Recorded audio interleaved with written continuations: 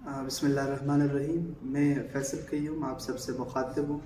Currently I am based in Quetta Balochistan, لیکن بنیادی طور پر میرا تعلق آزاد جموں کشمیر سے ہے.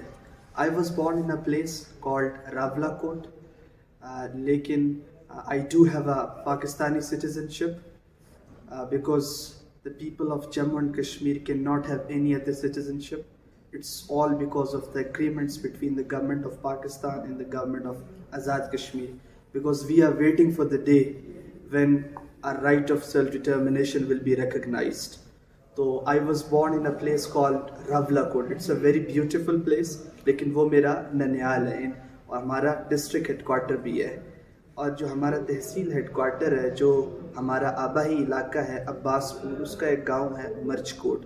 Mirch Kot is a very beautiful place. It's heaven on the earth. We have so many beautiful scenic spots. We do have orchards. We have large pine trees. We have natural streams and the high snow clad mountains.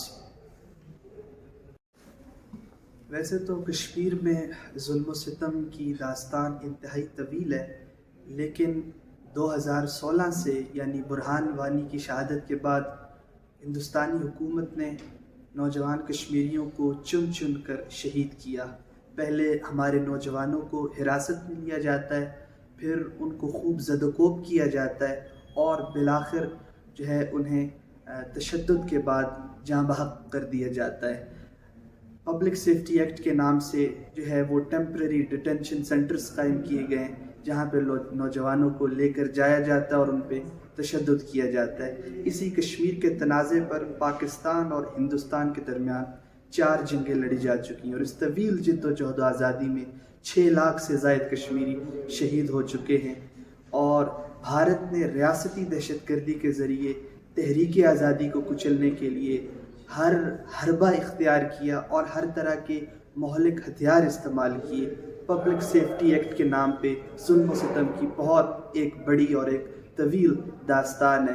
6 lakh سے زائد کشمیری شہید ہو چکے، 23,000 سے زائد خواتین بیوہ ہو چکی، 1,32,000 سے زائد افراد بھارتی عقوبت خانوں میں ہیں. مقبوضہ کشمیر میں 8,000 سے زائد گمنام قبریں ملی ہیں. 18 کانسٹیٹیوشن کے اندر بھارتی آئین میں کشمیریوں کے متعلق آئین میں موجود خصوصی جو حیثیت تھی، جو ان کا ایک اسپیشل سٹیٹس تھا، آرٹیکل 370 اور 35A، یعنی ایک لمیٹڈ سی آٹونومی تھی، ایک محدود سی خود مختاری تھی. تو بھارتی پارلیمنٹ میں کشمیریوں کے متعلق وہ اسپیشل سٹیٹس اس کو ریووک کیا گیا، اس کو ایبروگیٹ کیا گیا، اس کو ختم کرنے کے بل پر جو ہے وہ دستخط کیے. اس بل کو لانے سے قبل مقبوضہ کشمیر کے اندر بہت بڑی تعداد کے اندر فوجی تعینات کیے گئے، اور کمیونیکیشن بلیک آؤٹ تھا، سکولز بند کر دیے گئے. آپ کا دیگر جتنا بھی مواصلاتی نظام تھا وہ سارا معطل کر دیا گیا. اور آپ دیکھیں کہ 8 لاکھ بھارتی فوجی اس وقت کشمیر کے اندر تعینات ہیں. 80 لاکھ آبادی والے خطے میں 8 لاکھ بھارتی فوجی، گویا ہر 10 کشمیریوں پہ ایک بھارتی درندہ بندوق تانے کھڑا ہے. تو آپ دیکھیں اس اتنی بڑی تعداد موجود ہونے کے بعد انہوں نے مزید وہاں پہ فوجی وہ ڈپلوائے کیے.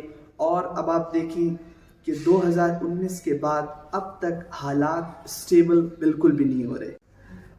دیکھیں اگر ایجوکیشنل سیکٹر کی طرف آپ دیکھیں تو ساری واکس آف لائف بہت بری طرح جو ہے وہ ڈسٹرب ہوئی ہے.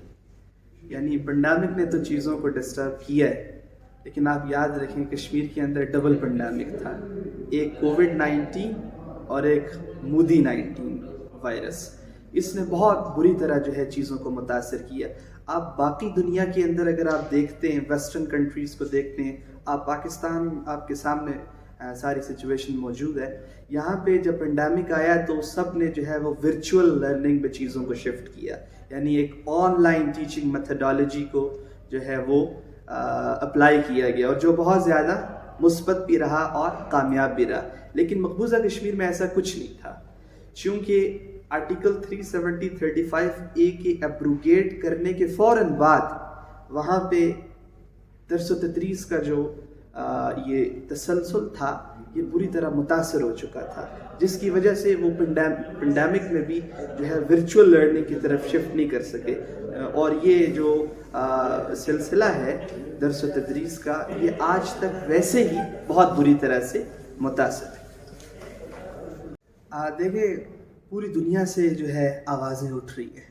ایمنسٹی انٹرنیشنل نے ڈیٹیل سے مقبوضہ کشمیر کے اندر جتنی بھی انڈین گورنمنٹ نے جو ہے وہ اٹراسٹیز کی ہے اس پر ڈیٹیل سے رپورٹس کو پبلش کی ہے، UN کی طرف سے رپورٹس آئی ہیں، اور اس کے علاوہ یعنی آپ دیکھیں اس میں بڑے بڑے اخبارات شامل ہیں۔ آپ اگر جو بڑے بڑے یعنی آپ دی گارڈین اٹھا کے دیکھیں، آپ واشنگٹن پوسٹ اٹھا کے دیکھیں، آپ نیو یارک ٹائمز اٹھا کے دیکھیں، آپ الجزیرہ، یعنی ان کے جتنے بھی آپ آؤٹ لیٹس کو اٹھا کے دیکھیں اس پہ انہوں نے ڈیٹیل کے ساتھ فیکٹس اینڈ فگرز کے ساتھ جو ہے وہ چیزوں کو رپورٹ کی ہے۔ اس کے علاوہ ویڈیو ڈاکیومنٹریز جو ہے وہ بنائی ہیں، لیکن اس کے ساتھ ساتھ یہ ہمیں دیکھنے کو ملا کہ جب بھی پوری دنیا کے اندر کوئی ایسی کانفلکٹ کی سچویشن ہوتی ہے جہاں انسانی جان خطرے میں ہو تو وہ انسانی راہداریاں بناتے ہیں، جسے وہ اپنی زبان میں ہیومینیٹیرین کوریڈورز کہتے ہیں، یعنی مشرق وسطیٰ میں، شمالی افریقہ میں جب بھی ایسی کوئی